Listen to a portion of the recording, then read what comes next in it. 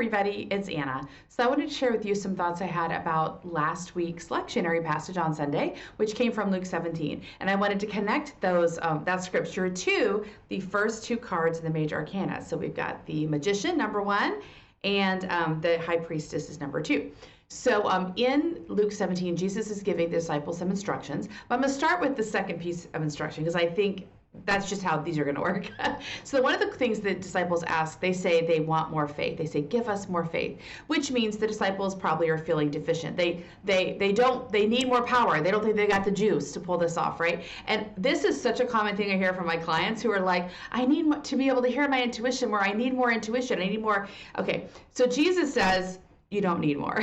Basically, he says, if you have faith the size of a mustard seed, you have plenty. Now, in Matthew, I think Jesus says, if you have a faith the size of a mustard seed, which is a teeny tiny little seed, you can throw a mountain into the sea. I think in Luke, he says, throw a tree into the sea. But basically, he's saying, you don't need more. You've got plenty of faith. Faith is a seed that grows. And also if you don't know, there's another parable of the mustard seed that Jesus uses to describe the kingdom of heaven. And he says, the kingdom of heaven is like a mustard seed. It's the tiniest little seed, but it grows into this huge bush.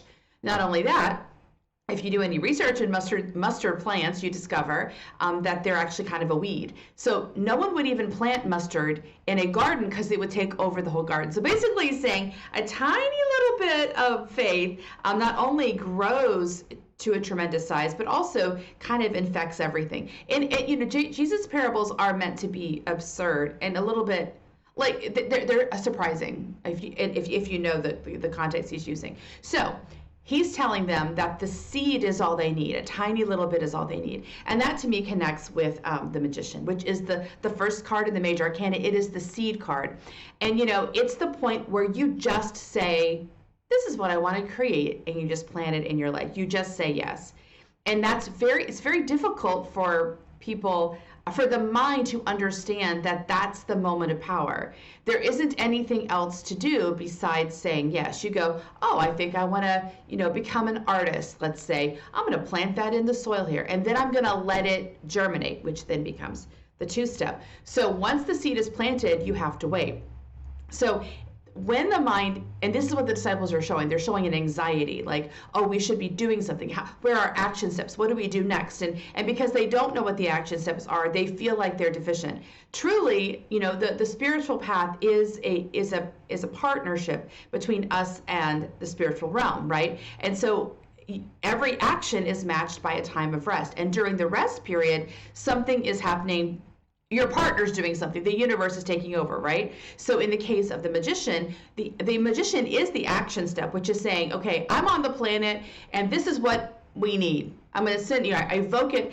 I like this. The magician holds this lightning rod stance where he's got one finger pointed to the heavens and one to the ground, and he's saying, yes, I am drawing in what I'm requiring. So he's instructing the spiritual realm what we need, and the spiritual realm sends in the seed. That's all he has to do. Now it's in the ground, and now the growth of that seed, the germination of the seed, that's up to the universe. So I think Jesus is correcting them. They have plenty of faith. That is not what they're lacking. What they need to look at is actually what comes up before that instruction, where Jesus says, if your brother offends you 7 times 7, in Matthew it's 70 times 70, or 70 times 7, depending how you read the language. Basically, as many times as you are harmed, you forgive, okay? So now, when we hear that, so basically, the linear interpretation of that is, you're letting the other person off the hook. But that is actually not what forgiveness is. We've heard people say this all the time. Forgiveness is letting yourself off the hook. It's really keeping your own psychic energy clearing the path, right? And so after you planted the seed, what's happening is the miracle of germination. That's pregnancy. It's inside, the thing is taking shape, right? Your job now is to nurture that space within you, which means keep out the weeds, or if you're pregnant, follow your cravings, but avoid the things that are harming you or that you don't want. They're making you sick, right? Because you're now germinating a life. It's mysterious. There is something at play here that you're not in charge of, but you are in charge of the environment that you are creating, right? So the forgiveness is not about letting someone else off the hook. It's about keeping your own energy field clear, because you've got the seed is planted, right? The seed is planted, and it's taking root, it's germinating. You're trying to keep everything as good as possible. So if you're planting certain kind of plants, right, you want to make sure you have the right soil. Maybe you make sure it stays watered. You make sure it's got sun. What you put it in ideal circumstances, and that's the idea with anything we're creating. Like, we're creating something from the spiritual realm. It's part spirit, part physical, and we give it the right combination of nurture. And nurture means we keep ourselves healthy.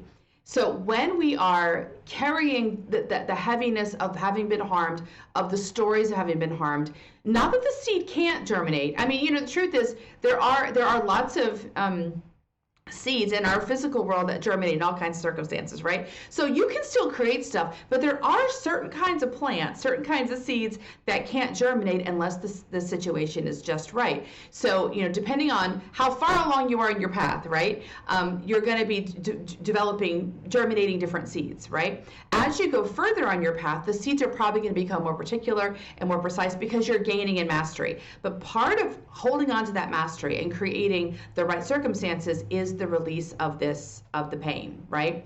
And I think that so either you solve that or you don't. Like that's just part of your Dharma path. The Dharma path is like the path that you're on, right? So not everyone gets good at forgiving, or it even includes forgiveness as part of their journey.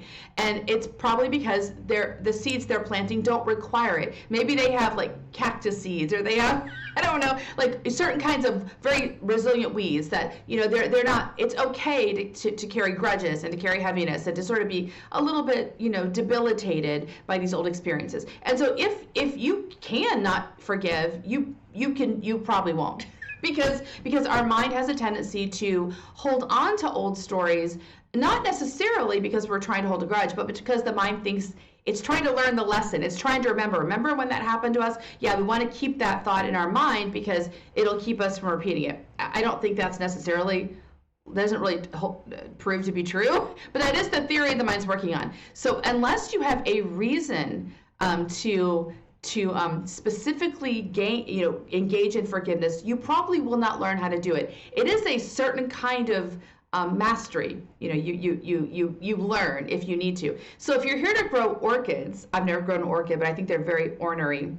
Like you really study the soil. You make sure you get just the right nutrients. Maybe you gauge it. You have instruments to make sure, because orchids need a really certain kind of attention. And I think that's true with people who are really called to be creatives and expanders in the physical world. You're here to manifest those kinds of things. Is you have to take care of the path. And what Jesus is teaching the disciples, he's not talking to the crowds here. He's talking to the disciples, and their job is going to be to carry this particular manifestation of love and grace in the world. And they're not going to be able to pull that off if they are not able to forgive. They're going to have to learn how to do this. You have to gain that skill. So it's not faith that they lack, right? It's not the seed. The seed is there. They're there. They've dedicated their lives to following Jesus. That ain't the problem. It's not your intuition that's the problem. It's learning the skill of releasing all of this old energy that's either hampering the seed or even possibly squelching it, possibly, making it so it can't germinate at all. So I just think that's a really interesting way of looking at the teachings of Jesus, not from a judgmental place, because I feel like, you should forgive people, like as though that's a virtue. And it's not that it's not a virtue, but that's not why you do it. You don't do it to be a good person. You do it because it's in the way of your purpose on the planet. If you're here to grow orchids, then you need your soil to be properly prepared, right? You're not adding potash, or I don't know anything about gardening. I just know I've heard some people talk about adding potash, You're not adding that because you want to be a good person. You're adding it because that's exactly what the orchid needs, what your plant needs.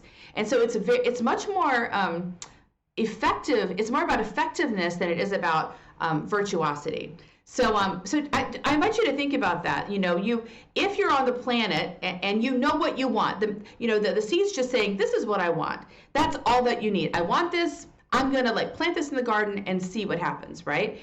then it's time to care for yourself.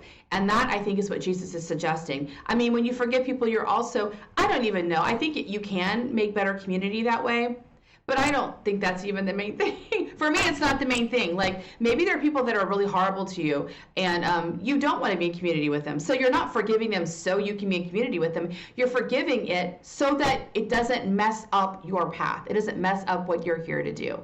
And so it's much more self-oriented, which of course you're going to know I'm going to be self-oriented because that's the nature of my path, and it's usually the nature of the path of anyone who's interested in what I'm saying. So anyway, those are my thoughts for this time. Let me know what you think, and I'll be back again next time. Bye.